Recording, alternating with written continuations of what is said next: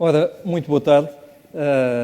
Muito obrigado pela vossa presença, pelos que estão aqui connosco pessoalmente e por quem nos está a ouvir e a ver através da transmissão em direto.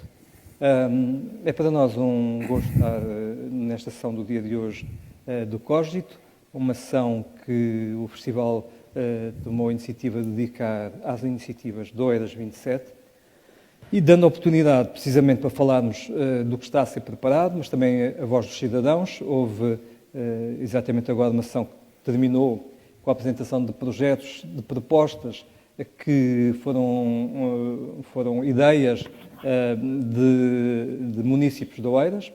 Nós recebemos largas dezenas de propostas dos mais diversos quadrantes, individuais, grupos informais, associações.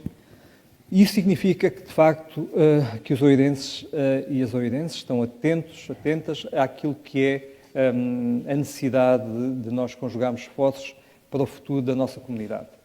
Aquilo que, entretanto, acontece é que a possibilidade de nos candidatarmos a ser Capital Europeia da Cultura em 2027, o que, no contexto nacional, poderia parecer para alguns uma pretensão risível, no sentido de que Oeiras não é o supra-sumo do património cultural ou da existência de uma programação de âmbito nacional. Enfim, podíamos dizer isso, mas Oeiras, de facto, é um concelho com um grau de diferenciação altíssimo. É o segundo concelho com um maior contributo a nível nacional para o PIB. É um concelho onde estão presentes 30% dos nossos ativos na área da ciência e da tecnologia. É o concelho do país que tem um nível mais elevado de remunerações dos trabalhadores por conta de outrem. Um concelho com 117 nacionalidades. Um concelho que deixou de ser uma periferia, apesar de estar ao lado de uma grande cidade, de uma capital, porque, de facto, a evolução que teve nas últimas décadas, e onde realmente temos a noção que a liderança do Dr. Isaltino Moraes, como Presidente de Câmara, mas como líder de um desenvolvimento, foi essencial, levou-nos a que nós pudéssemos começar com o trabalho de inclusão social, com o trabalho de implantação de empresas e agora com a percepção da importância da cultura para, se quiser, culminar as dinâmicas de desenvolvimento deste município de uma forma que integra tudo aquilo que já temos com aquilo que agora nos pode dar um patamar ainda mais consistente de qualidade de vida para quem cá vive, para quem cá trabalha e para quem nos visita. Para este efeito, o programa de Oeiras 27, que foi aprovado primeiro pelo Presidente da Câmara, depois por unanimidade pela Câmara e finalmente por unanimidade pela Assembleia Municipal, significando que há uma vontade muito consistente e alargada em torno das questões da cultura, mas também em relação ao programa que foi apresentado. É um programa que integra várias vertentes. Eu fiz questão de criar alguns parâmetros de trabalho. Ecossistema urbano, primeiro. O arquiteto Luís Serpa, que convidei para o efeito, fez uma apresentação hoje de manhã, ao fim da manhã, sobre isso. E as 4 pessoas que convidei para outros parâmetros de trabalho estão aqui comigo hoje. A Catarina Valença para o parâmetro do património e das heranças culturais. O Filipe Leal para as questões da poesia e da língua. O Carlos Noronha Feio para as questões das artes e criatividade. E o Joaquim Boiça para as questões do património marítimo. Eles vão falar exatamente do que estamos a preparar de uma forma muito geral. Nós temos um dossiê de candidatura para entregar até 23 de novembro e, obviamente, não vamos, no momento em que estamos a difundir em direto esta conferência, esta partilha, este diálogo, revelar em detalhe ou em pormenor aquilo que estamos a preparar, porque, obviamente, isto é um processo competitivo em que há 12 municípios a competir e não temos nenhum interesse em revelar com detalhe o que estamos a preparar. Faloemos depois do dia 23, com muito gosto, e será público imediatamente a seguir ao dia 23, mas não até ao dia 23. Mas creio que aquilo que vos vamos dizer já vos dá uma ideia consistente sobre o que estamos a trabalhar. Eu farei questão depois de fechar esta conversa. A ideia é que falemos cada um entre 5 a 10 minutos no máximo. Se houver algumas questões que nos queiram colocar, elas são muito bem-vindas. E assim sendo, eu passava a palavra à Catarina Valença para poder, de facto, partilhar connosco. Já agora, a Catarina tem um doutoramento na área da gestão do património cultural, tem um trabalho desenvolvido tanto a nível académico, nas universidades onde ensina, como a nível empresarial, através de uma empresa que se tornou referência na área do património, a Aspira, um trabalho que é reconhecido a nível nacional e internacional e por isso, e também pelas competências específicas que estamos a reconhecer no trabalho que está a fazer connosco, pareceu-nos ser uma ótima oportunidade para estar connosco. O Filipe Leal é um quadro superior da Câmara Municipal de Oeiras, tem um trabalho desenvolvido ao longo dos anos e das décadas, nomeadamente na área do livro e da leitura, onde, tanto em Oeiras como noutros municípios, desenvolveu trabalho não só relevante, como original e muitas vezes pioneiro, que é referenciado a nível nacional como tal, e está, de facto, com as questões ao nível do livro e da leitura. O Carlos Noronha Feio, sendo um homem de Oeiras, andou muitos anos fora de Oeiras, fez o seu doutoramento na área das artes em Londres, é um artista com trabalho contemporâneo apresentado e representado em várias galerias internacionais e agora decidiu voltar para Portugal e está, de facto, a colaborar neste projeto e para nós com muito interesse e com muito gosto. O Joaquim Boiça é certamente das pessoas que mais sabe da história do concelho, que sabe, é eventualmente a pessoa que mais sabe do património marítimo, não só do concelho, mas num contexto da Bacia do Tejo, e a nível nacional ele é um especialista por todos reconhecido, com uma formação histórica muito sólida e um trabalho de terreno e de publicações muito sólido, e portanto eu creio que este grupo, com a estrutura de missão do Oeiras 27, e os vários grupos que nos estão a acompanhar nas várias áreas, é certamente um grupo que nos ajuda a encontrar um caminho para aquele trabalho que estamos a fazer. E, independentemente de ganharmos a candidatura, o Dr. Isaltino Moraes já o disse, este processo que desfrutamos estratégico para o desenvolvimento da cultura e como parte integrante de um processo de desenvolvimento do território e da cidadania, vai acontecer de qualquer forma, mas nós, obviamente, queremos ganhar a candidatura, mas agora vamos falar-vos de conteúdos e eu passava a palavra à Catarina. Catarina. Muito obrigada. Muito obrigada ao Sr. Comissário pelas palavras, aos colegas também que estão aqui comigo, juntos, e a todos os que estão a assistir, quer aqui presencialmente, quer nessa enorme nuvem digital que nos acompanha agora de uma forma insistente nos últimos praticamente 2 anos.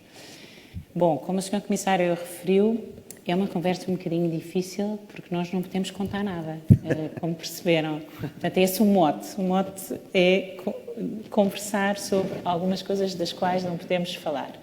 Mas a verdade é que no património cultural, somente pelo facto de ser um bem coletivo, de ser um bem que pertence a todos e cada um de nós, quer seja material, quer seja imaterial, de forma idêntica. De facto, todos nós somos proprietários de todo o património cultural que existe em Portugal de forma igualitária, apesar de ninguém nos dizer isto na escola. E pegando as palavras do Sr. Comissário, aqui no caso de Oeiras, onde eu tenho imenso gosto de estar e de estar a trabalhar neste território, e no caso de Oeiras 27, não se coloca tanto a questão de quanto património temos aqui em Oeiras, ou da classificação desse património. Eu penso que o grande desafio é o que é que fazemos com esse património. E para além do que é que fazemos, com quem é que fazemos essa pequena, se quisermos, revolução. Não sei se podemos utilizar o termo revolução, mas vamos entendê-lo do sentido mais pacífico possível. O que é que fazemos com esse património e com quem é que fazemos essa alteração no património? Porque os problemas, os desafios que nós encontramos aqui em Oeiras na área de património cultural são relativamente idênticos àqueles que de uma forma muito generalizada temos em Portugal. Não sei se toda a gente que está na audiência aqui, a ouvir-nos na praia, em casa, onde for, tem a mesma ideia que em Portugal é relativamente difícil visitar património cultural. São poucas as coisas que estão efetivamente abertas, que têm um horário de abertura que seja amigo da vida das pessoas, por exemplo, que não seja somente no horário de expediente, não é? Porque as pessoas trabalham, portanto, quando acabam de trabalhar, como é que podem ir visitar a exposição, o que for. Coisas simples, coisas que dizem que somos bem-vindos no património. Ou que quando vamos ver uma exposição temos a verdadeira sensação que percebemos alguma coisa. Ou dito de outra maneira, que quem fez aquela exposição fez a pensar que queria comunicar alguma coisa para o cidadão comum e não somente para os seus colegas. Aqui o Joaquim e eu estou aqui a fazer um clube com o Joaquim Boissa, porque somos os dois de História, eu sou de História da Arte, mas obviamente que é válido para os restantes. Na nossa área, não sei se o Joaquim estará de acordo, na nossa área nós somos educados, somos treinados para falar da forma mais drúxula possível. E, basicamente a ideia é a forma mais complicada possível, menos aberta possível. Quanto mais fechado falarmos, no fundo é um sistema de defesa. Menos perguntas nos fazem e, portanto, menos nos põem em causa.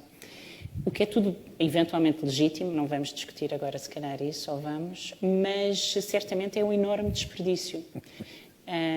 E, portanto, o que se coloca, no caso do património cultural, de uma forma muito aberta, volto a dizer, material, imaterial, museológico, é como é que nós aproximamos as pessoas de um bem que é efetivamente todos. E queria voltar a este ponto inicial. Eu penso que a ideia depois é passarmos a palavra e comentarmos enfim, o que possamos estar a dizer eventualmente interessante, é que conseguirmos passar esta ideia do bem coletivo. Eu penso que nenhuma das pessoas que estão aqui connosco, e temos pessoas de várias idades e provavelmente até de várias origens, aprendeu na escola, bom, há uns anos atrás, antes de eu nascer, aprendia-se os rios e tudo mais, as estações de caminhos de ferro, etc.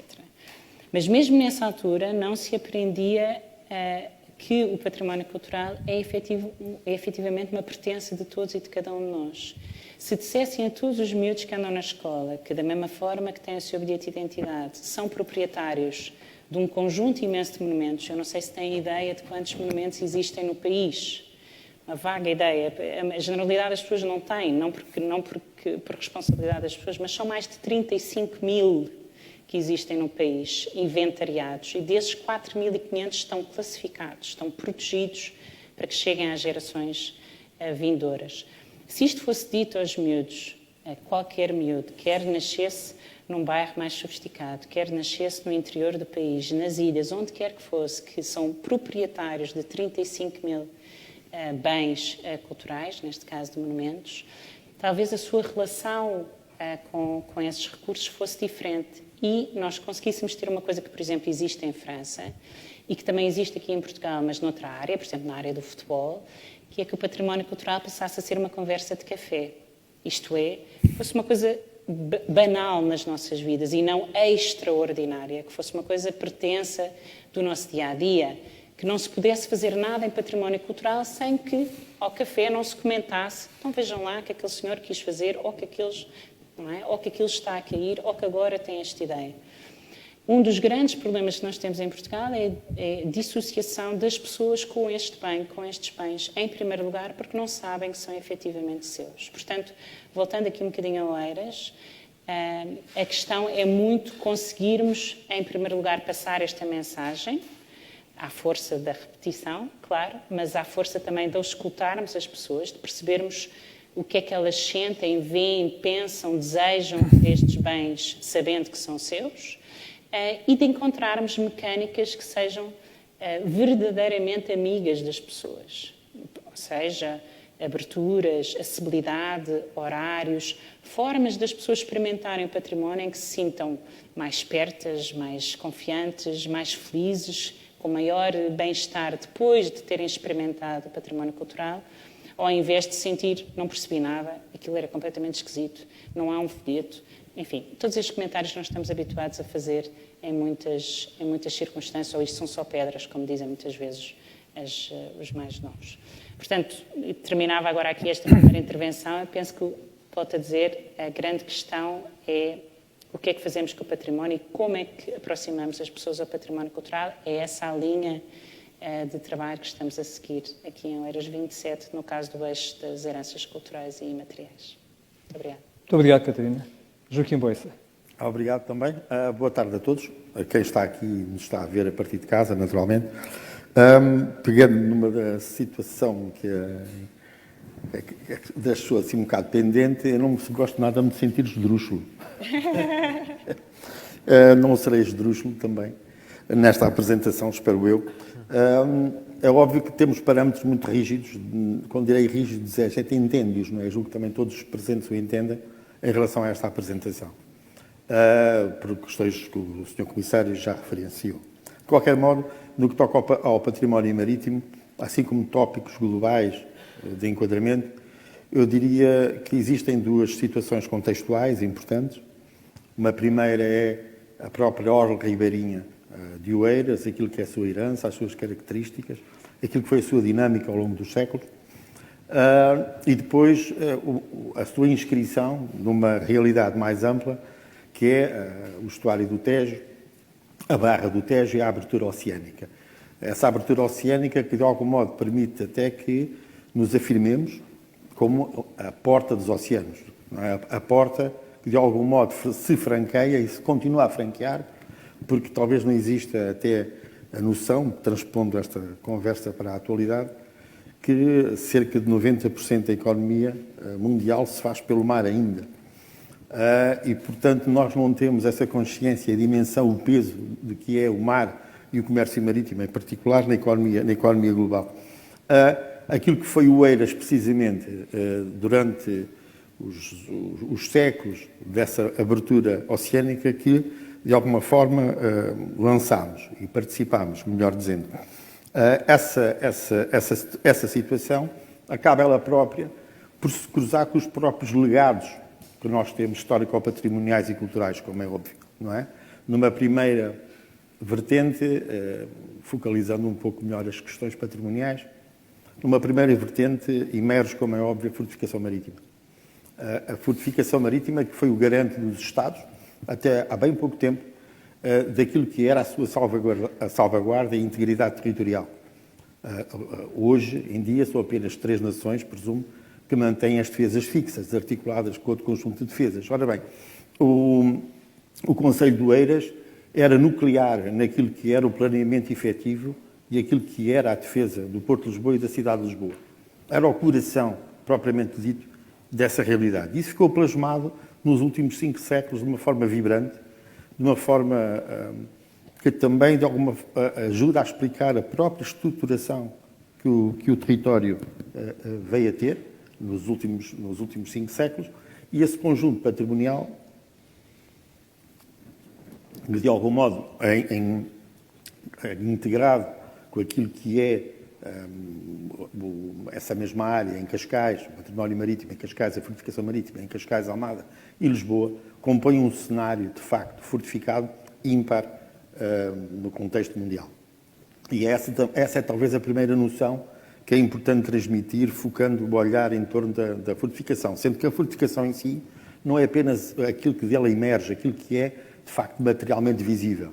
Essa mesma fortificação, ela própria, identifica processos evolutivos relacionados com estratégias, com conceitos estratégicos, com aquilo que é a própria evolução formal, aquilo que vai ser a engenharia e a arquitetura militar dos últimos 5 séculos. E, portanto, é todo esse universo, até deixando um pouco de lado o outro universo de mais natureza histórica, que tem muito a ver com aquilo que efetivamente interpretaram ao longo dos séculos, não é? Mas, tendo em conta esse cenário, é enquadrado pela própria proposta que enquadra a candidatura a Oeiras Capital Europeia, é também formalizar uma candidatura, precisamente, deste conjunto patrimonial a património mundial.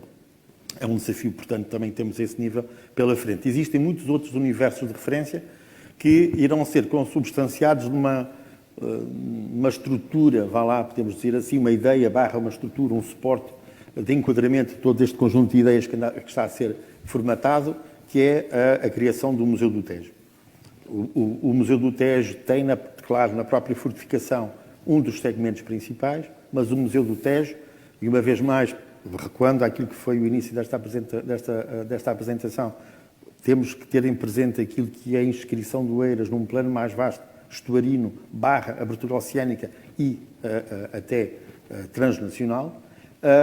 Existem muitos outros segmentos dessa mesma realidade com os quais se está a trabalhar, nomeadamente ao nível daquilo que é os naufrágios, aqui a Barra do Tejo, sendo Lisboa, como foi durante 2, 3 séculos, de alguma forma com Sevilha, as duas grandes capitais marítimas europeias, foi também aqui, neste cenário natural, que se deram boa parte dos grandes desastres marítimos. Portanto, esse universo que tem associado a si a questão da arqueologia subaquática, também o de salvamento marítimo. E aí temos um apontamento fantástico, que é a questão de Paço de Arcos, do Instituto de Socorros a Náufragos, isto numa ponte evolutiva, como é óbvio, com o patrão Lopes como grande figura tutelar, mas tudo aquilo que referenciava a criação de uma estrutura de apoio ao salvamento náutico, que foi pioneira na Europa, em Portugal, aqui em Oeiras.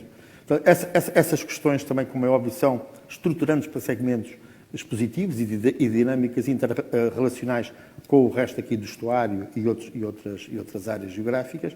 Outros temas, como é óbvio, associados àquilo que é, nomeadamente, a evolução da paisagem, a cartografia náutica, etc. Portanto, questões muito associadas, como é óbvio, nesse plano patrimonial ao passado, mas também um olhar que se pretende ter no presente e no futuro. E aí temos desafios também agregados, que é a questão das alterações climáticas, a biodiversidade, a conservação e a preservação da biodiversidade fluvial e marinha, a literacia dos oceanos, etc. Há um conjunto vasto de temas que está a ser trabalhado que se entrecruza. O que eu quero dizer com isto, para finalizar, em torno do património marítimo, e fazendo a ponte com o que disse há pouco a colega, a questão não é apenas um olhar do presente para o passado, ou um olhar do presente para o passado, um olhar do presente no próprio presente e um olhar no futuro, seja na fruição do património, a questão que a Catarina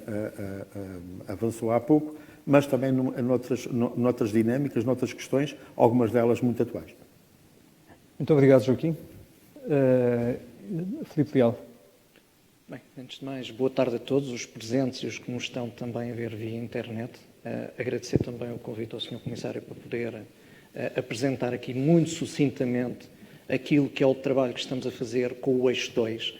Eu, se calhar, de todos só consigo e posso detalhar um pouco mais, porque a lógica de trabalho que foi adotada neste eixo, logo desde o início, foi pensar este trabalho a 3 tempos, de 2021 a 2026, o 2027 e o para além do 2027. O que quer dizer que a Capital Europeia da Cultura, Oeiras Capital Europeia da Cultura, já começou no que diz respeito à poesia em 21. Essencialmente, o que se tentou fazer foi criar dinâmicas, e estas dinâmicas são dinâmicas que levam muito tempo até serem consolidadas, que depois, em 2027, possam ter um grande momento de expressão dentro do âmbito da Capital Europeia da Cultura. Vou-vos dar aqui vários exemplos. Essencialmente foram construídos 4, partindo dos conceitos que foram definidos e das grandes orientações para o eixo, 4 linhas de trabalho. Uma primeira foi precisamente o envolvimento da comunidade. O trabalhar a componente da poesia, o trabalhar a componente da língua portuguesa com os munícipes de Oeiras e com as pessoas residentes nesta área envolvente. Em primeira instância, um processo muito virado para as pessoas, com coisas muito simples. Não só através de um programa que todos conhecemos, o Oeiras Educa, projetos específicos para levar a poesia e a língua portuguesa às escolas desde a mais tenra idade, mas, por exemplo, dando também espaço a manifestações de índole cultural da poesia que são espontâneas, que surgem cada vez mais, ligadas, por exemplo, a movimentos como o spoken word ou o próprio hip-hop, que nos traz para esta abordagem à poesia e à língua um espectro muito mais alargado do que aquilo que tradicionalmente é feito. E este é um exemplo de uma linha que, por exemplo, tem num projeto Âncora, que já se realizou a primeira edição em junho deste ano, a Mostra de Artes da Palavra, que contou com mais de 80 atividades espalhadas um pouco por todo o território. Este ano optámos por este modelo porque estávamos ainda numa fase de saída de pandemia e preferimos espalhar o evento por vários espaços para não haver o problema de juntar muita gente no mesmo sítio. Mas em 2021 vamos realizá-lo concentrado no Parque dos Poetas, porque pensamos que é a melhor forma de divulgar esse espaço ex-libris que temos em Oeiras, que põe Oeiras no mapa ligado à poesia. Isto é um exemplo de um projeto de envolvimento de comunidade.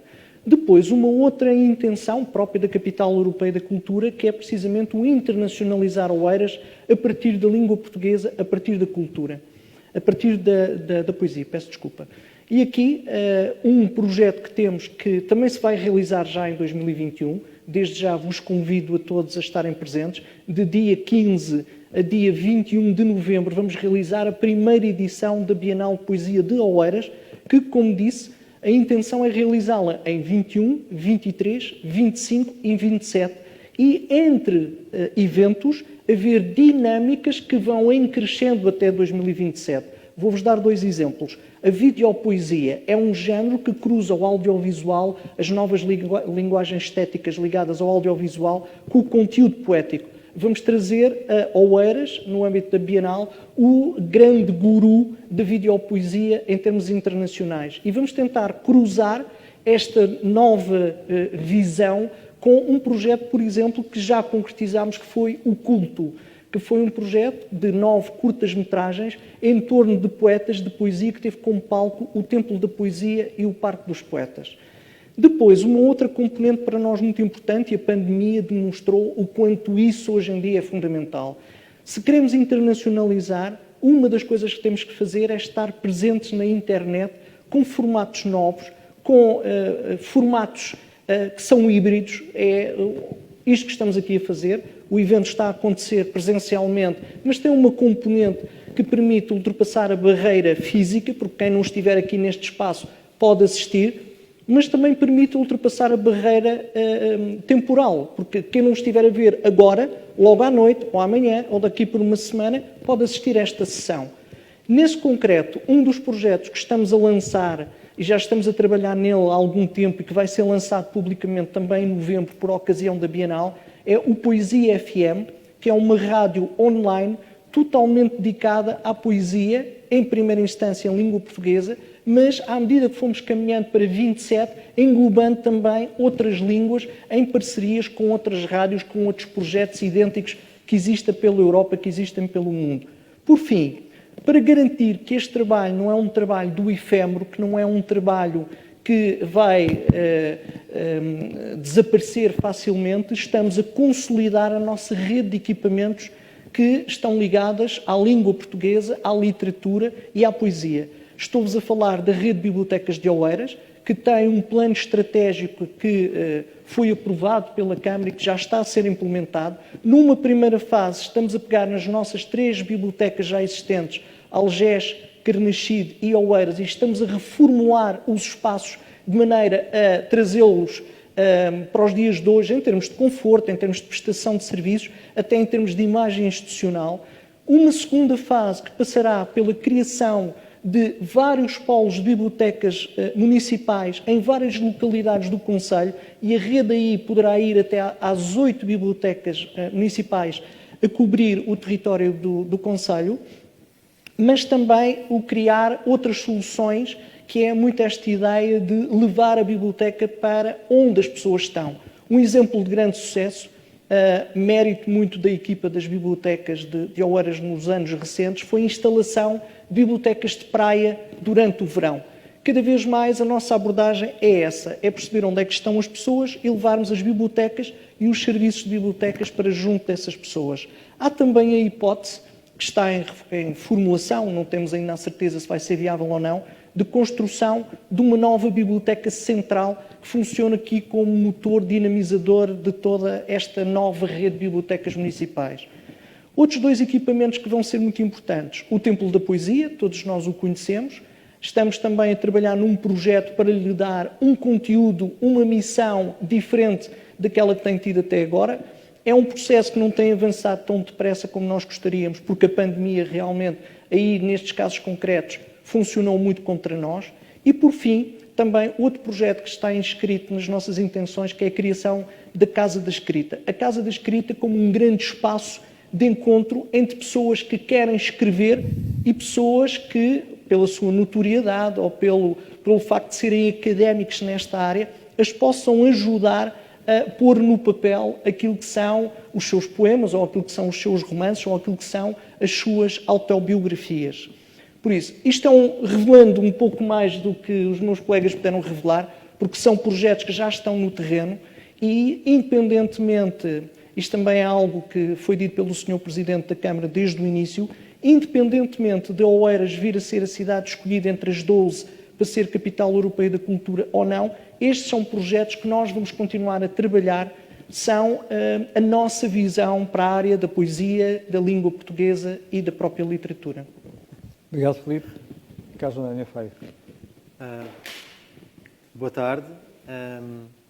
Obrigado, Jorge, pelo convite também. Obrigado ao Festival por nos terem convidado. Olá à audiência e a todos que estão a ver em casa também. Agradeço imenso aos meus colegas de terem falado tanto e me posto a pressão toda para o fim, mas ok. Não é para revelar nada, mas revelam tudo. Estou a brincar. Não. O Jorge Barreto Xavier, o nosso comissário, estendeu-me o convite para o vir ajudar na área das artes e da criatividade. As artes e a criatividade, como nós percebemos, é um chapéu muito abrangente, que toca em todos estes outros campos, por exemplo, na poesia, através da poesia visual. Portugal é um dos grandes expoentes. No património marítimo, quer dizer, os arquitetos aqui das Fortalezas de Oeiras eram dos grandes artistas que existiam no seu momento, até pela sua técnica e pelo avanço que tinham. Ainda hoje de manhã estivemos a ouvir de que até há um século e meio, os artistas e os cientistas eram praticamente a mesma pessoa e desenvolviam as suas práticas em conjunto, e aqui as Fortalezas é um dos grandes exemplos disso. Mas o projeto, digamos, principal, que eu fui convidado a ajudar a conceptualizar, com bases que já vinham sólidas, é o projeto do Mosteiro da Cartucha, que é um espaço de excelência que temos aqui no Concelho de Oeiras, que está fechado, ou esteve fechado, durante mais de 30 anos. É o mosteiro irmão ao convento, ao mosteiro da Cartucha mais conhecida, a Cartucha de Évora, e vai ser transformado por nós num grande centro de arte internacional, muito aberta à comunidade, a pensar, digamos, os tempos que correm e a pensar o futuro, pelas suas próprias características, que tem grandes terrenos. Vai-nos ajudar também em estudos a serem lançados sobre questões de sustentabilidade, mesmo dentro dos projetos museológicos, que é um dos problemas que nós temos agora, que é como é que conseguimos manter uma indústria criativa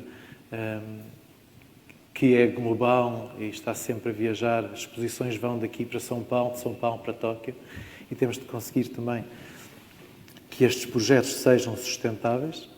É uma consciência grande. E será certamente um desafio enorme, e convido-vos a todos a irem visitar o espaço. Já se fez um dia aberto este ano, os jardins têm estado abertos para quem quer visitar, e é sem dúvida uma experiência espetacular. Um outro projeto fantástico, também estou muito entusiasmado em ajudar a desenvolver, é um grande hub criativo. Oeiras, como nós todos sabemos, como o Sr. Comissário já disse hoje, tem, em termos nacionais, uma representação de cerca de 30% a 40% da produção de ciência e tecnologia. Logo, é para nós natural, dentro do nosso ecossistema, tentar criar uma ligação entre as indústrias criativas, as startups e as empresas, que são grandes empresas, na maior parte delas, que já temos no nosso concelho.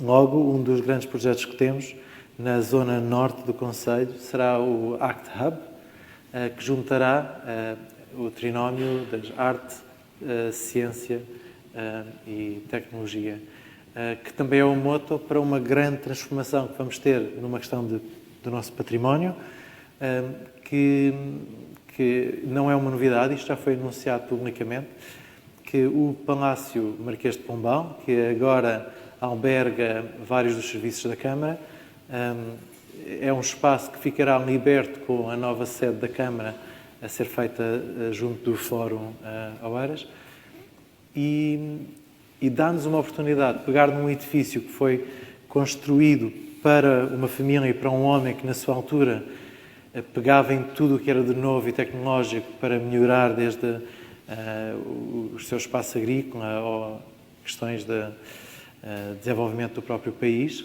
o Marquês de Pombal.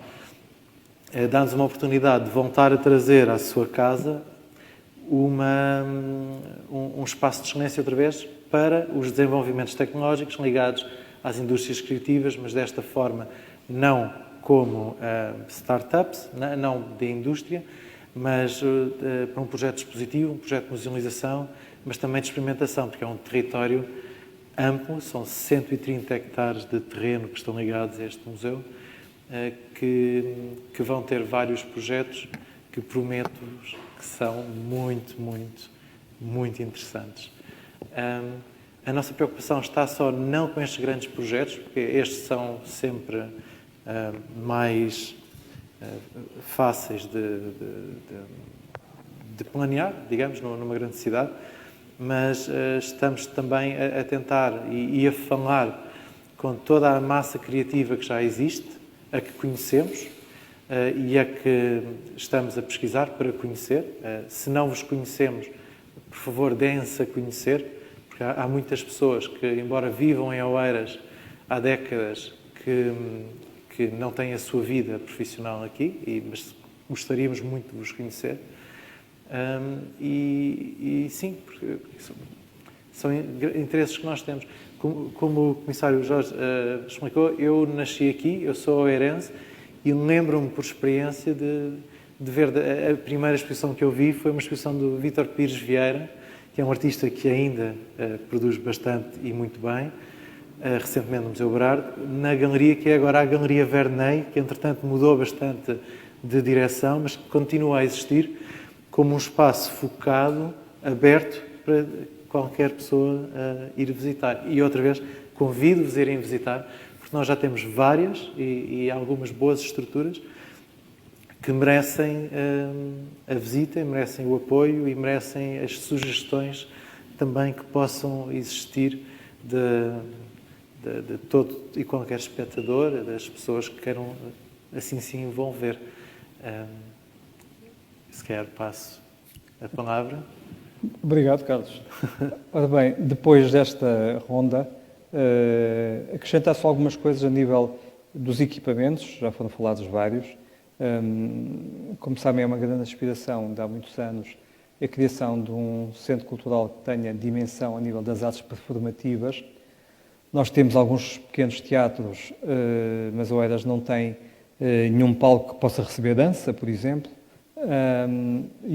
ou que possa receber uma orquestra sinfónica, ou que possa receber ópera, e vamos ter esse espaço. Esse espaço vai ser em Linda a Velha, é o Centro Cultural de Linda a Velha. Vamos ter uma sala com 1.400 lugares, com um grau de exigência e de qualidade, seja acústica, seja de iluminação, seja a nível de conforto para as audiências, muito grande.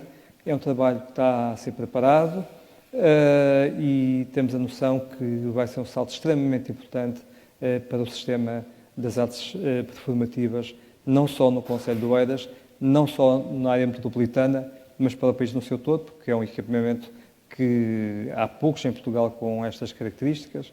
Há a sala da Fundação Gulbenkian, a sala grande, o auditório grande, a sala grande do CCB, a sala grande da Casa da Música, e pouco mais, com o tipo de dimensão e grau de exigência que nós estamos a colocar aqui.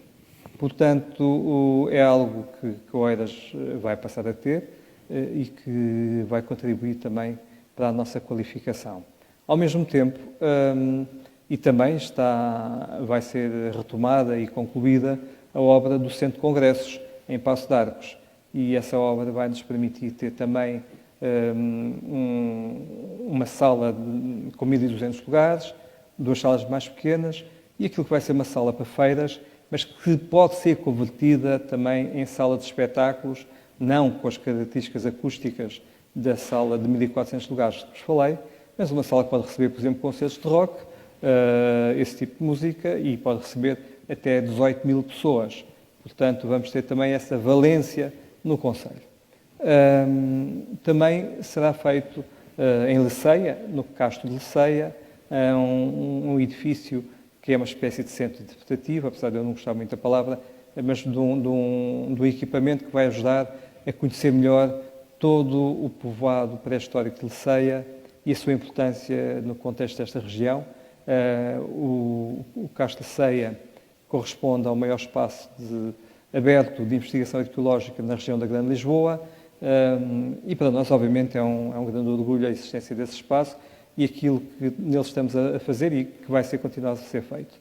Na fábrica de pólvora de Barcarena está em reabilitação a chamada fábrica de cima, portanto, também esse equipamento vai ficar plenamente disponível para a população e, de facto, este conjunto de equipamentos, mais as praças que estão em construção no concelho de Oeiras, praças que procuram ser espaços de encontro, espaços relacionais, espaços para programação de atividade cultural, mas não só, que vão ter ecrãs interativos e que vão permitir atividades em rede no conjunto das praças de Oeiras ou com outras praças de vários pontos do país ou do mundo.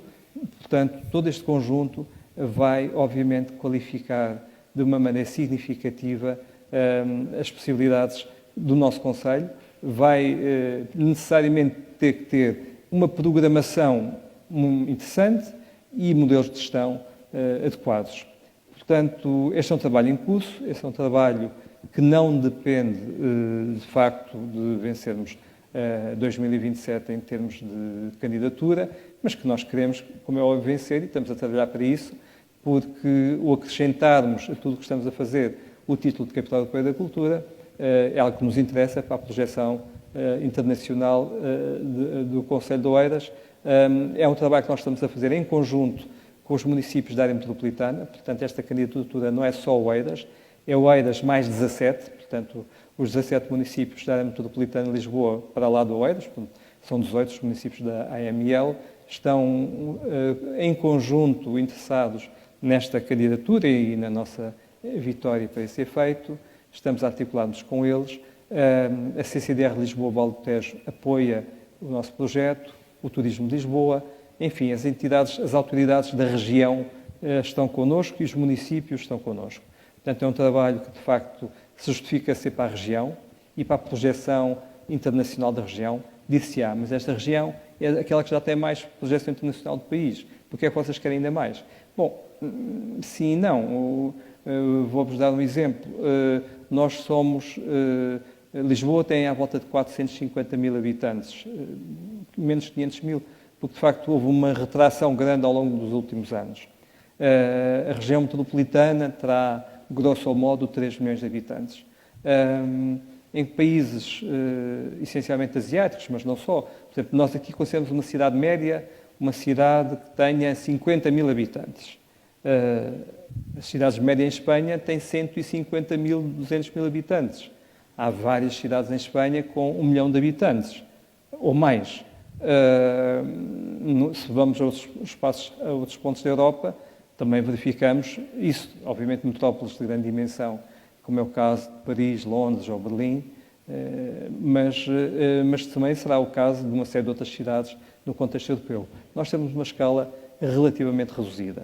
Portanto, ao querermos ampliar, e obviamente sem ir para países da América, as grandes cidades americanas, todas elas com mais de 1 milhão de habitantes, ou as grandes cidades da Índia ou da China, todas elas com mais de 10 milhões de habitantes. Portanto, aquilo que nós temos a noção é que a nossa escala, portanto, os 180 mil habitantes do Concelho de Oeiras, os 450 mil, 500 mil habitantes de Lisboa, os 3 milhões da região metropolitana, no contexto internacional, é um número que não tem uma dimensão tão expressiva. Portanto, se nós quisermos, em termos nacionais, fazer do país um país que não seja meramente a Flórida da Europa, que é o mesmo que dizer que as pessoas mais velhas do continente europeu vêm aqui passar férias ou passar aqui as suas reformas, pondo os portugueses ao serviço dos reformados europeus, ou a zona em que alguns serviços e equipamentos são disponíveis. Sejamos claros, nós temos aqui algumas dimensões empresariais, mas elas são muito superiores em países como a Espanha ou a Irlanda, por exemplo. Portanto, não vamos embandeirar em arco, porque a nossa dimensão é o que é. Mas nós podemos fazer mais. Podemos, de facto, aumentar e melhorar a escala e, por essa via, aumentar e melhorar as condições do país. Aliás, este é um país que dificilmente se diz que tem litoral interior, porque na nossa distância máxima entre costa e interior são para aí 220 km. Portanto, que é uma dimensão que se faz todos os dias de várias cidades europeias onde há TGV para ir trabalhar ou no estado de São Paulo para ir trabalhar. Portanto, digamos, é uma dimensão mais psicológica do que física, nomeadamente hoje por causa das autoestradas. É claro que há zonas do país que precisam melhorar bastante as acessibilidades. Portanto, o nosso interior, de facto, de alguma forma, é litoral. Deixemos isto desta maneira. Nós sabemos que isto não é bem assim, porque, de facto, o nosso interior está muito pouco desenvolvido, está muito pouco povoado e precisa de muito trabalho nas próximas décadas. Mas uma visão integrada do país implica que se olhe para as áreas metropolitanas e para o interior como uma rede em que se pode gerar dinâmicas urbanas, e quando eu digo dinâmicas urbanas, não quero com isto dizer acabar com o espaço verde ou acabar com uma ideia de agricultura. Nada disso. Nós precisamos, antes pelo contrário, vivemos numa situação gravíssima em termos de sustentabilidade ambiental, temos que melhorar muito a nossa dinâmica relacional com o ambiente e saber lidar de novas maneiras com as situações e os constrangimentos ambientais, mas perceber que as distâncias que nós temos em Portugal são mais psicológicas do que físicas e que, portanto, quando municípios como Oeiras querem ser capital da cultura e gerar um projeto a nível nacional e internacional, não é exatamente uma situação de contrariedade em relação ao chamado interior. Nem, também dizer-vos isto, não compete a um programa como a Capital Europeia da Cultura resolver os problemas do interior. Os problemas do interior, falemos de Porto Alegre, falemos de Beja, falemos da Guarda, falemos de Bragança, são problemas que têm que ser resolvidos essencialmente pelo Estado, pelas políticas nacionais, no caso português, com as oportunidades que têm sido dadas pelos fundos europeus e que, lamento dizê-lo, não têm sido suficientemente bem aproveitadas para gerar efetivamente desenvolvimento a esse nível. Mas hoje, também para que haja essa noção, a maior parte dos fundos europeus são destinados a essas regiões. As regiões como a região de Lisboa têm um valor residual de financiamento estrutural a nível europeu. Esse dinheiro está essencialmente concentrado nessas regiões. A questão é saber depois quais é que são os modelos de desenvolvimento. No que diz respeito especificamente a este projeto que nós estamos a desenvolver para Oeiras e para a região metropolitana, nós acreditamos que é um contributo efetivo para a atração de visitantes, mas muito mais do que isso, para fazer deste centro da região mais rica do país, que é o eixo de Lisboa-Cascais, de que Oeiras é o centro, fazer deste centro uma zona de atração e não uma zona de passagem. Uma zona de vivências, uma zona que nas suas comunidades seja uma comunidade, um território que se chame pelas pessoas mais do que pelas suas fisicalidades e, portanto, esse é o trabalho que nós estamos a construir. É um trabalho que é um contributo que queremos dar ao ordenamento do território, ao desenvolvimento do concelho e da região. Temos a sorte, assim o posso dizer, de ter um decisor político de topo e uma estrutura política no Conselho que nos permite desenvolver este tipo de projeto. É por isso que ele está a ser desenvolvido. Portanto, há decisão política, há condição técnica e há condição financeira. Portanto, isso é o essencial, mas precisamos de conquistar os cidadãos. Por isso temos feito ao longo do último ano um trabalho de proximidade que esperamos dê frutos. E precisamos, obviamente, de toda a estrutura técnica do município, seja da área da cultura, mas também da área social, da área da educação, da área do ambiente, das diversas áreas, porque estes trabalhos são trabalhos sistémicos integrados. Precisamos das nossas empresas, estamos a trabalhar com elas, e por isso eu acredito que nós temos aqui excelentes oportunidades para o futuro. É mais um passo que o EIDA está a dar, e agradeço o vosso interesse e estamos disponíveis se quiserem colocar-nos alguma questão. Muito obrigado.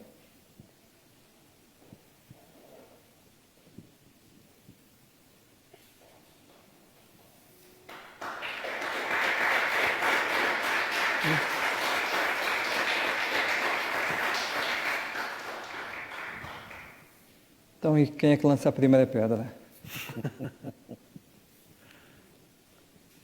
Sim, faz favor.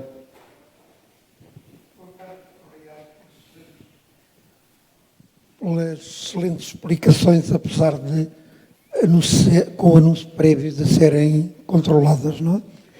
Eu queria pôr uma questão objetiva que penso que estará nas vossas mãos. O professor Esperança, professor da Faculdade da Universidade Nova de Música Contemporânea, tem disponibilidade para colaborar com toda a património dele, que está disponível. Ele foi, conjuntamente com a Constância Capdeville e Jorge Peixinho, quem criou a música contemporânea, ao anunciar o Centro de Artes Contemporânea, saber até que ponto esta música poderá ter espaço na Cartucha. Sim. Fui contactado há poucos dias e o que ele me disse foi que, perante o silêncio e a falta de resposta às cartas que tem enviado, a disponibilizar-se, que vai procurar solução por outro lado.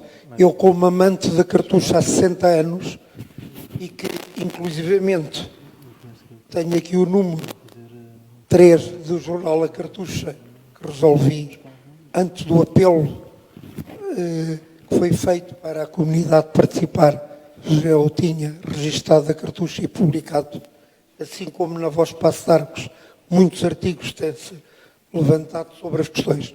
No caso concreto da Cartucha, que é onde, como digo, conheci há 60 e tal anos, fiz lá muitos amigos e mantenho, tenho uma vivência muito especial e gostaria muito que a Constância Capdeville, que eu conhecia miúdo e que admirava muito, que o professor Esperança, com o espólio que ele tem disponível para poder valorizar o museu, o Centro de Artes Contemporâneas, ter. Porque veja, da equipa deles, os Jorge Peixinho no Montijo é adorado, tem tudo. Caxias tem os dois da equipa, Constância Capdeville e Esperança. Portanto, era essa questão Certo. que eu gostaria de deixar. O João Maria Freitas Branco está dentro do assunto, porque eu apresentei-os. Pronto, há todo aqui um trabalho já feito para que chegue à vossa decisão. Realmente, se conseguimos ter esse património em Caxias ou não. Muito obrigado. Obrigado. Eu vou procurar saber, junto do João Maria Freitas Branco, que, como sabe, faz parte do Conselho Geral da nossa candidatura, com mais pormenor o que se passa. O Carlos Noronha Feio está-me a dizer que, de facto, há algumas cartas que foram recebidas. Portanto, eu vou dividir a resposta só em dois aspectos. O primeiro aspecto é o aspecto geral da música contemporânea. Obviamente, a música contemporânea faz parte do programa, porque, naturalmente, nas suas muitas vertentes, portanto, a música contemporânea é erudita, é jazz, é popular, é música urbana, é música folclórica, enfim, há muitos tipos de música contemporânea, não é? Mas a música contemporânea, naturalmente, faz parte do horizonte da programação. Agora, especificamente sobre acervos documentais relativos a criadores de música do século XX, como é o caso do Jorge Peixinho, da Constança Capdeville, ou do Jorge Lima Barreto, ou de outros nomes importantes da criação artística contemporânea, alguns deles vivos, ou outros que já nos deixaram. A verdade é que nós vamos ter que ponderar se nós queremos ser um centro de documentação a esse nível, não é? Há alguns centros de documentação a esse nível no contexto nacional, um precisamente associado à Universidade Nova de Lisboa, outro associado à Universidade de Aveiro, outro no próprio Museu Nacional da Música, e nós, naturalmente, aquilo que queremos evitar com o Conselho de Oeiras é fazer do Conselho de Oeiras um conselho de museuzinhos ou de centrinhos, porque nós não somos um município, não somos Barrancos, não somos Porto Alegre, e, portanto, nós estamos numa área metropolitana, temos escala, e também aqui na área da cultura queremos ter escala. Se nós passarmos a atomizar a nossa intervenção em pequeninas intervenções, nós vamos ser um no meio de 308. Nós queremos ser um no meio de 10 e queremos, a nível internacional, queremos ser um também a nível de 10 nas várias coisas que estamos a fazer. Isto não implica nós não prestarmos atenção aos nossos cidadãos, nomeadamente às pessoas de Caxias, às pessoas de Paço de Arcos. Em primeiro lugar, o trabalho que fizermos tem que ser sempre destinado aos nossos residentes. Portanto, esses são aqueles que estão em primeiro lugar. Portanto, o trabalho que fizemos no Convento da Cartucha, o trabalho que fizemos no Palácio do Marquês, a primeira pergunta que nos temos que fazer e que temos que ser capazes de responder positivamente é o que é que nós podemos fazer pelos nossos fregueses e pelos nossos municípios. Essa pergunta tem que ser sempre respondida na perspectiva do serviço público. Mas nós não nos podemos ficar por aí, não faz sentido nenhum. Temos que saber o que é que podemos fazer pelas pessoas da região, pelas pessoas do país e o que é que podemos fazer para tornar de Oeiras um centro de atração a nível internacional. Portanto, isto não é antagónico. Nós podemos sempre promover um trabalho que envolva os vários parâmetros, várias camadas de que estou a falar, sem que elas se destruam umas às outras. Isto implica, como é óbvio, alguma complexidade, mas a vida, todos nós, é complexa. Portanto, a vida não é simples, não é? Mas a complexidade não significa a impossibilidade de resolver a complexidade. E, naturalmente, há muitas experiências nacionais e internacionais na organização de espaços culturais que permitem desenvolver a integração dos vários níveis de acessibilidade, local, regional, nacional e internacional. É isso que nós estamos a preparar. Agora, especificamente, quando recebemos coisas e não respondemos, isso não é bom. Portanto, eu vou ter que perceber o que é que se passa e vamos...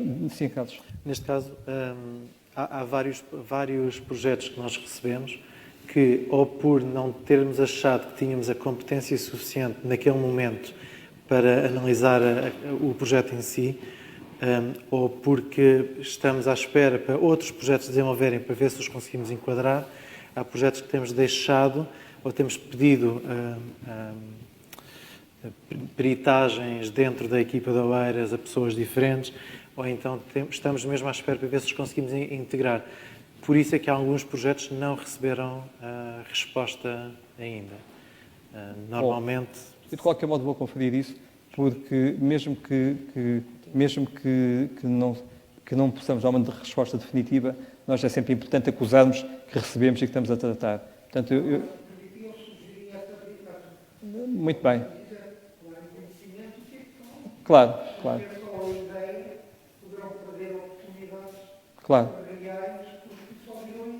Muito bem.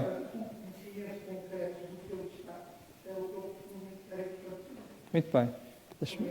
Obrigado. Filipe, queria dizer alguma coisa? Não, até para, aproveitando, se calhar para dar alguma informação. Neste momento está a acontecer o Croma, que é o ciclo de música contemporânea de Oeiras, que tem precisamente este ano a primeira edição. Mas mais interessante do que isso é que nós estamos em íntima articulação com o Capdeville Ensemble a agendar concertos para acontecerem no próximo mês em Oeiras. Sou eu pessoalmente que estou a tratar disso, por isso dizer-lhe que não é um assunto que esteja esquecido. O que pode acontecer é estarem a entrar vários projetos, várias propostas por canais diferentes dentro da estrutura do município de Oeiras, que, como sabem, é uma estrutura grande e complexa. Mas algumas dessas propostas já estão a ser concretizadas. Era isto que eu queria acrescentar. Obrigado. Há mais questões com certeza. Sim, se faz favor. Mas eu acho que, obrigada. Acho que facilitaria as coisas, isto é uma expressão de uma opinião muito pessoal, que explicassem ao cidadão comum para que é que serve a cultura. Porque o cidadão comum, tanto quanto eu me tenha percebido, e algumas enfim, manifestações políticas têm legitimado esta opinião, sabem para que é que serve uma fábrica de fazer ténis ou uma fábrica de um laboratório para fazer medicamentos. Percebem perfeitamente a utilidade disso. Mas há muita gente que não percebe a utilidade da cultura, especialmente a cultura erudita. E então ouvem-se algumas barbaridades, mas enfim, justificadas pela ignorância. Talvez uma atenção a este problema tivesse algum retorno para o êxito do resultado final.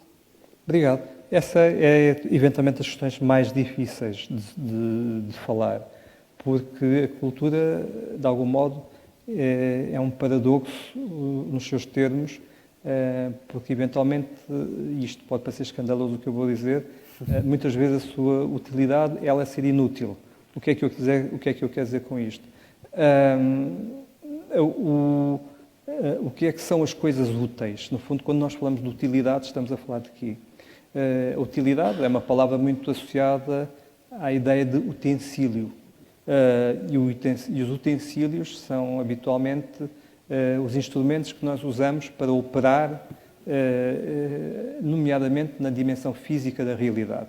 É claro que nós temos utensílios mentais também, mas temos modelos que são utensílios, modelos abstratos e teóricos, mas os utensílios, como uma alavanca que permite levantar uma pedra, ou como um avião que permite ir de um ponto até o outro através do ar, por essa via um avião é também um utensílio, ou um automóvel, ou uma cadeira na qual nos sentamos, acabam por corresponder por si próprios a necessidades. Nós precisamos de nos sentar, precisamos de viajar, precisamos de ter modelos a partir dos quais construímos os comportamentos.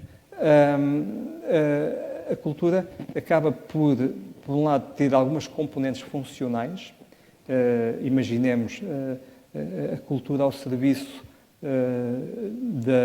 das terapias psicológicas, porque ouvindo música, desde as galinhas às vacas Wagyu até ao ser humano, ficam mais calmos se ouvirem Mozart. Portanto, há aí uma utilidade, não é, da cultura numa ótica muito funcional. Ou porque se educarmos de uma certa maneira através da dança, da música ou do teatro, certo tipo de populações com certos graus de agressividade, diminui a agressividade dessas populações e se ganha um certo tipo de atitude diferente nessas pessoas.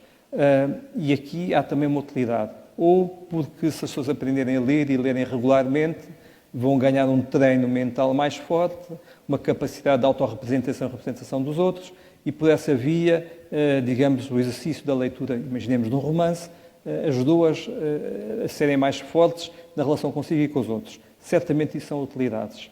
Todavia, nós poderemos verificar que, no fundo, isso são os pontos segundos de um conceito de cultura. São uma consequência,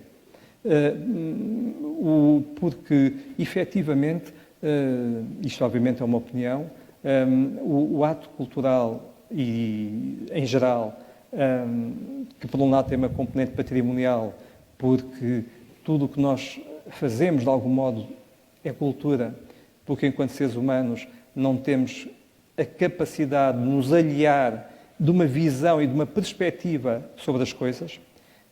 Nenhum ser humano é efetivamente virgem enquanto estatuto de pensamento e de emoção, porque desde o seio materno, em que somos influenciados pelos alimentos dos nossos pais, pela maneira como os nossos pais sentem, isso influencia a maneira como nós vamos nascer, ou pelos ruídos que se ouve. E, portanto, desde o seio materno, através da genética e através das interferências do ambiente, até o momento em que nascemos, o sítio em que nascemos e como crescemos, tudo isso corresponde a modelos culturais. Porque, obviamente, é diferente nascer num certo tipo de religião, num certo tipo de pensamento político, num certo tipo de clima, num certo tipo de potência económica. Tudo isso nos molda, não é? E, portanto, somos inerentemente seres culturais. Portanto, ao contrário do que se passa com outros seres vivos, que não são condicionados de uma maneira tão efetiva e plena por uma dinâmica cultural. É claro que há, hoje em dia, discussões interessantes sobre o papel ou a presença da cultura em seres não humanos. Mas, pelo menos, o que nós podemos dizer sobre os seres humanos é que os seres humanos são seres eminentemente culturais, desde uma ótica patrimonial estrutural, que é aquela maneira como nós nos constituímos desde o momento em que nascemos, até ao património que é recebido historicamente e que é transmitido, e que, obviamente, acima de tudo, esse património não é algo de inerte, é objeto de representação, e, portanto, o que nós recebemos não é exatamente algo de objetivo, mas é sempre filtrado pela subjetividade de quem nos conta o que é esse património ou como é que ele efetivamente é documentado e chega até nós.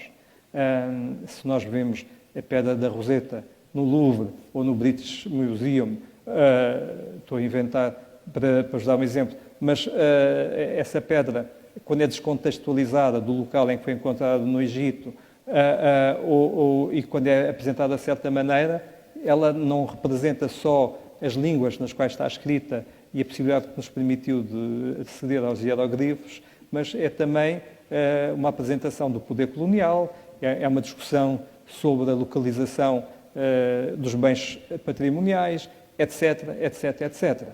Portanto, isto no que diz respeito à questão patrimonial. Mas a maneira como nós operamos a questão patrimonial depende de questões tão vastas sobre o modo como se estrutura uma sociedade, seja o sistema político, o sistema económico, o sistema social, como, obviamente, as condições efetivas de criação da arte contemporânea e como é que ela é trabalhada em democracia, em ditadura e assim sucessivamente. A verdade é que o bem cultural mais precioso é aquele que vale por si próprio, ou seja, que não é feito para ser útil quando é feito. Mas ele, ao ser feito de uma maneira inútil, tem uma capacidade de chegar aos outros que gera utilidades infinitas. O Camões, quando criou os Lusíadas, certamente não pensou na utilidade dos Lusíadas. Mas o exercício dessa criação, que implica a possibilidade de fruição sem que diminua o valor da obra por milhões de pessoas, e com todos os significados que isso tem na vida da comunidade ou de cada uma das pessoas que faz essa fruição, isso sim são utilidades da obra. E essas utilidades geradas, obviamente, são geradas ou podem ser potenciadas ou trabalhadas pelos modelos do sistema educativo, pelo modo como se organizam as famílias, pelo modo como se organizam os dispositivos da administração pública, as políticas públicas de cultura. E aí sim, a intervenção dos poderes públicos, da sociedade civil, das empresas é profundamente importante. Portanto, eu defendo muito que nós devemos proteger a liberdade da criação artística e a proteção do Estatuto da Cultura pelo seu valor autónomo e depois como é que nós podemos pegar nessa autonomia e trabalhá-la ao serviço da comunidade. E sim, é preciso explicar isso. A explicação não é fácil, é uma explicação complexa, mas julgo que essa explicação, mais do que ser explicativa, vale pelos atos que nós praticamos em termos da presença da cultura. Portanto, a cultura é autoexplicativa quando ela se efetiva. E, portanto, é muito difícil convencer alguém que a cultura é importante em abstrato. Se nós gerarmos dinâmicas de fruição, creio que elas são muito mais efetivas na organização, digamos, do efeito cultural na vida das pessoas e da comunidade. Mas não sei se vocês querem acrescentar alguma coisa sobre isso. Eu, se calhar, agora apresentava não é alternativa, mas é um complemento hiper simplificado, que é simplesmente nós podemos olhar para a cultura como o que nos humaniza, não é? Porque a cultura digamos, deixa-me recomeçar isto. O nosso filósofo, José Gil, ele diz que a arte, e neste caso está a falar da arte das linguagens culturais, que a arte é uma metalinguagem que não conseguimos explicar de mais forma nenhuma.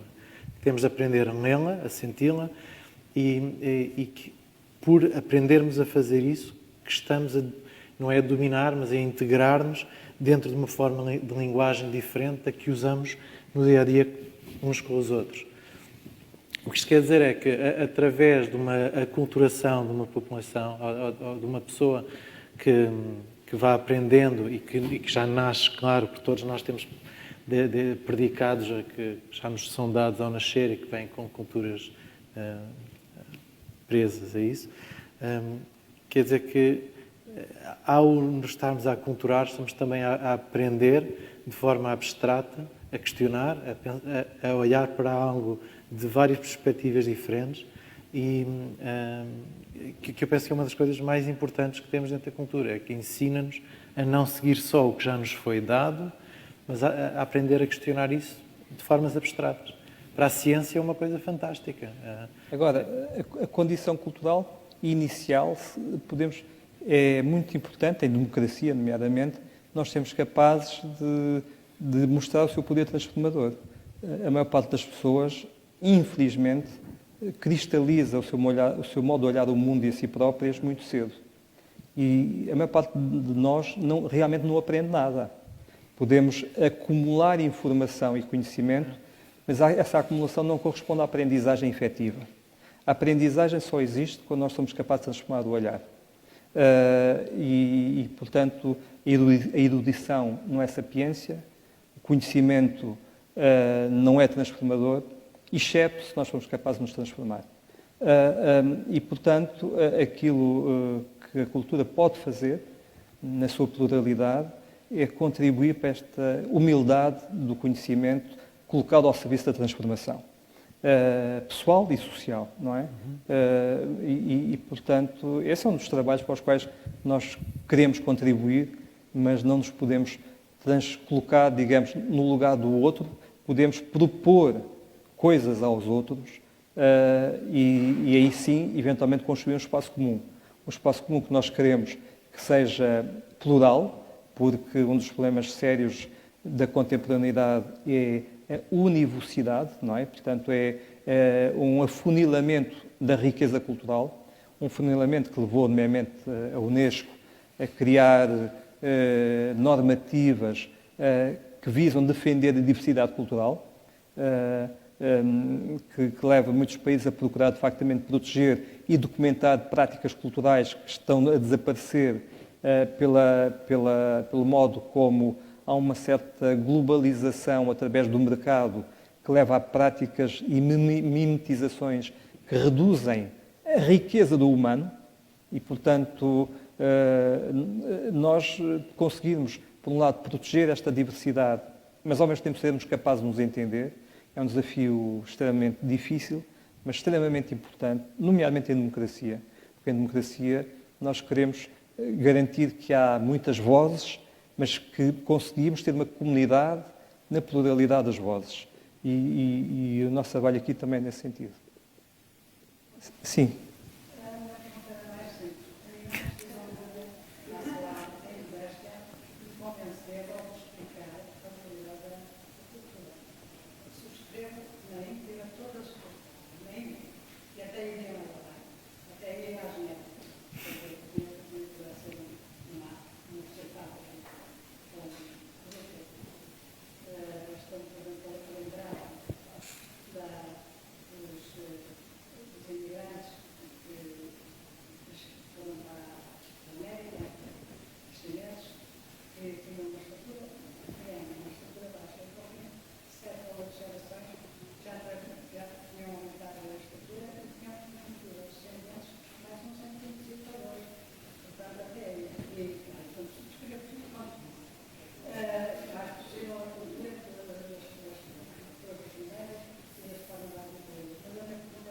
Uhum.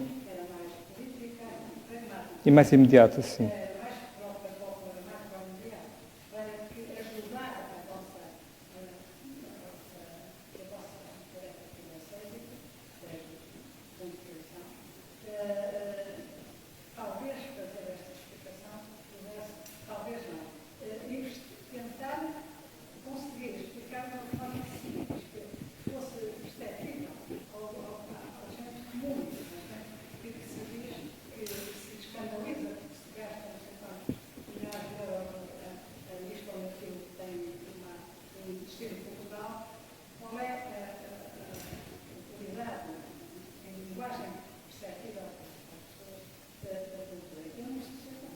Não, eu sei que não. Posso, Jorge? Sim, claro.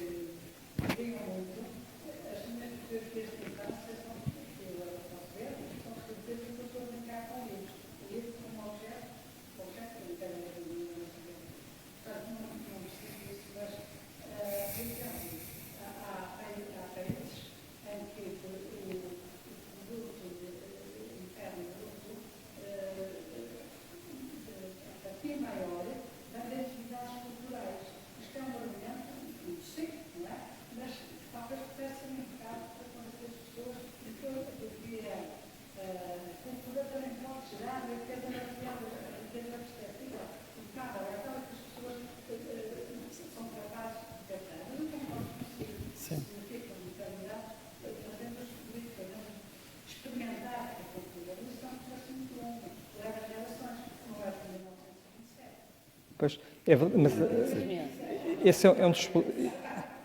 Sim, se quisermos, esse é um dos problemas críticos da questão cultural. Ele não representa o ciclo dos mandatos eleitorais de uma democracia, nem o tempo de existência de uma ditadura que dure 20 anos. Ou seja, nós, no século XX e no século XXI, tivemos uma aceleração muito grande do tempo, no modo de viver o tempo. E de viver os processos e as dinâmicas sociais.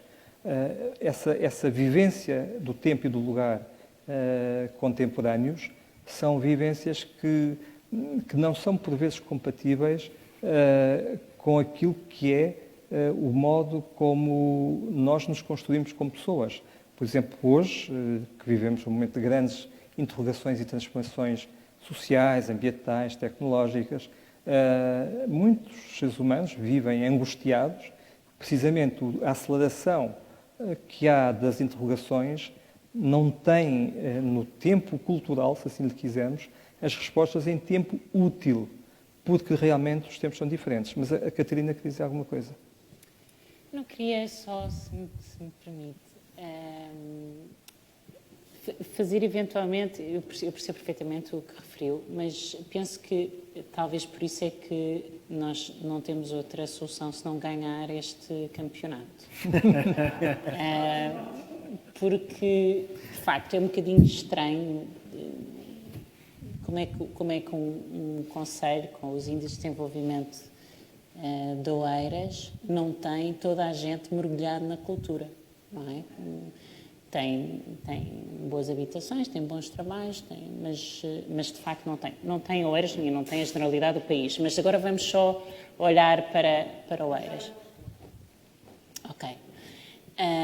Eu penso que a razão pela qual estamos neste desafio é para garantir, se quiser, esse último ato de justiça, que é de providenciar que todas as pessoas que não estão nesta sala, obviamente nós aqui sendo, quer queiramos ou não, uma elite, não é? Somos privilegiados, só pelo facto de aqui estarmos, de termos sabido que isto ia ocorrer, de termos pedido cá vir, de não estarmos a trabalhar, enfim, de termos liberdade suficiente, no fundo é isso, de liberdade suficiente para podermos estar aqui agora a discutir estes temas. No fundo é de garantir que todos os municípios de Oeiras que têm a mesma oportunidade de crescer com livros, de crescer com música, de crescer com dança, de crescer discutindo, como se fosse outra vez a coisa mais banal do mundo. Claro que dentro desse universo, depois haverá sempre pessoas, sempre, que mesmo tendo a experiência dirão: eu não quero saber disto. E têm todo o direito de o fazer, hão de ser felizes de outra maneira, se Deus quiser. Mas o que me parece que nos compete a nós, enquanto Oeiras 27, e de alguma forma a todos, é de providenciar que o nosso concidadão tem as mesmas oportunidades que eventualmente as pessoas que aqui estão nesta sala têm. Portanto, obviamente que passa por fruição, mas não é possível fruir se não se sabe sequer que existe. E é nessa partilha da existência, que eu há pouco falava, das pessoas saberem que estas coisas existem e depois de disponibilizar a fruição, é essa missão, penso eu, é esse desafio que está inerente a uma capital europeia da cultura. Conseguir que a cultura seja, mais do que chegue, seja efetivamente de todos. Eu sei que havia ali uma questão e aqui outra, sim, mas tenho- faz favor. Posso só dizer uma coisa? Muito rápida para deixarmos as Posso pessoas. dizer uma coisa a responder aqui ainda? Muito rápida. É só a questão financeira. Eu sou artista plástico, por isso é uma coisa que normalmente... peço desculpa. É só um complemento ao que estava a perguntar sobre a questão financeira. E posso dizer que como artista plástico não é uma coisa que eu normalmente gosto muito de falar.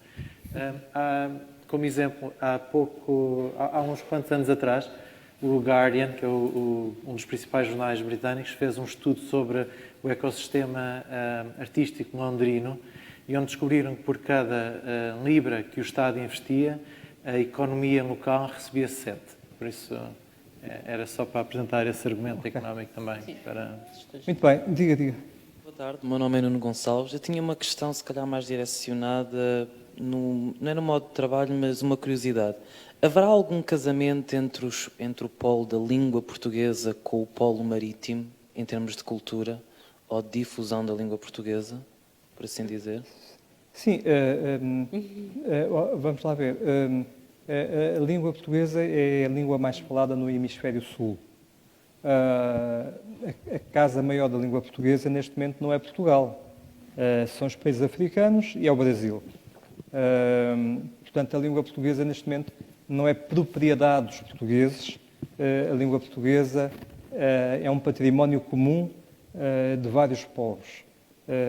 Portugal, no âmbito da sua história, teve a possibilidade de gerar uma série de dinâmicas que levaram a língua a vários pontos do mundo. A minha língua materna é o português, mas eu nasci em Goa. Há pessoas que nasceram, que aqui estão, que nasceram em Macau, em Moçambique, em Angola, que nasceram no Brasil, e outras, obviamente, que nasceram em Portugal. Mas, portanto, este património comum, que é a língua, naturalmente importa-nos celebrar, cuidar dele e partilhá-lo nas suas diversas e ricas manifestações, e nós estamos a trabalhar isso também. Sim, diga.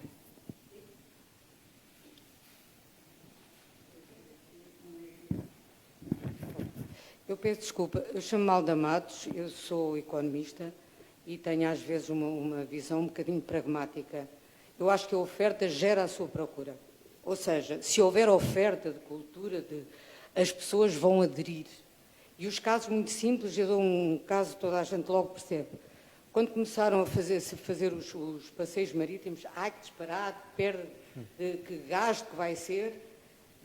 E agora o que as pessoas beneficiam no passeio marítimo, digamos, a importância que isso tem até para a própria saúde das pessoas que fazem ali de uma maneira simpática, ginástica, que veem o Tejo, que pensam, que falam, que conversam.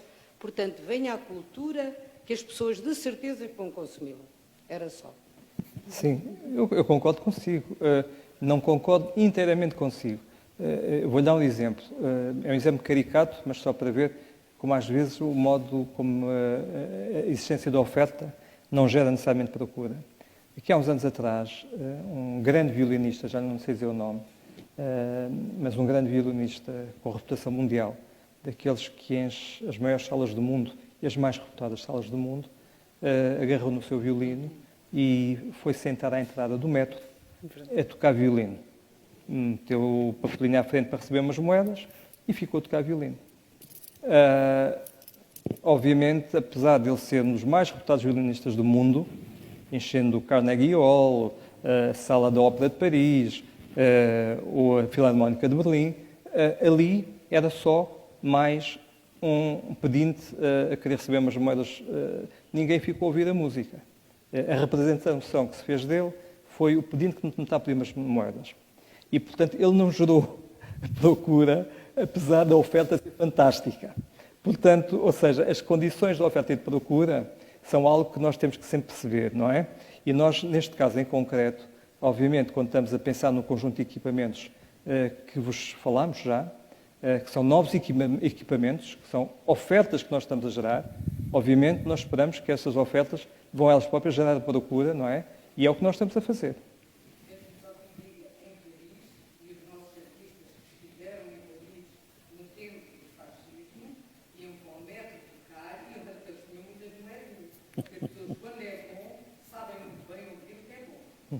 Isso não tenho dúvida. Até pode ser empregada doméstica, nada de limpeza, a pão nem nada. Mas ouvir uma boa música, aceito. Sim, muito bem. Há ali mais questões? Sim. Sim, boa tarde. Saúdo o Sr. Comissário e, na sua pessoa, todos os membros do painel. Eu não sei, além destes que estamos aqui na sala, temos, como a doutora Catarina Valença estava a dizer, uma nuvem anónima nessas redes sociais. Portanto, eu não sei o quanto é que o Sr. Comissário vai querer divulgar, mas fazendo fé nos rumores ou nas conversas de bastidores, há duas candidaturas que vão fazer uma aposta muito grande na cultura tradicional popular portuguesa. Eu gostava de saber qual é o protagonismo ou o papel que, eventualmente, ao Eras 2027 poderá dar à cultura tradicional popular portuguesa, ao folclore e à etnografia. Certo. Eu calculo que candidaturas como a Guarda ou Leiria possam dedicar muito à cultura tradicional. Viana do Castelo e Braga. E? Braga. Braga, mas certamente Guarda também, porque é a capital dos jogos tradicionais, e Leiria pelo conjunto de associações que estão envolvidas no processo. Mas os jogos tradicionais são, obviamente, um elemento muito relevante da vida das comunidades e a cultura popular nos seus vários aspectos. Não sei exatamente o que é que essas candidaturas estarão a preparar. Nós estamos a desenhar um projeto nesse âmbito também, não lhe vou dizer qual, mas estamos a desenhar um projeto nesse âmbito.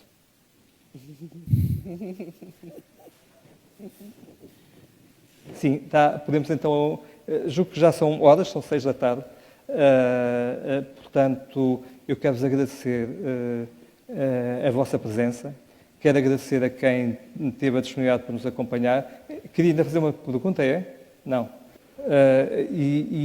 Portanto, esperar que tenha sido útil esta sessão, agradecer aos meus colegas que estão aqui comigo, aos responsáveis municipais que aqui estão, à audiência em geral e aos amigos que aqui estão em particular.